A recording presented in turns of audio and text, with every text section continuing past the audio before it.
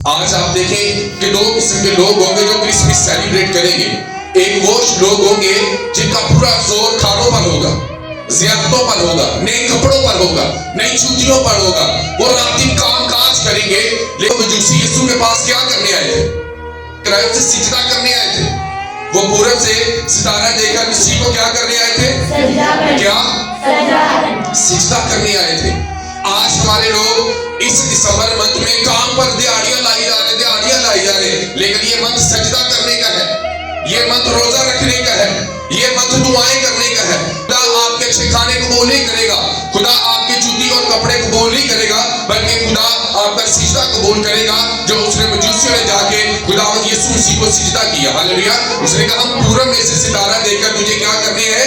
तुझे सिजदा करने हैं, तेरी वर्शिप करने हैं। आज बहुत से लोग में चर्च में तब आते हैं जब हमारे बाप हो रही होती है, जब कलाम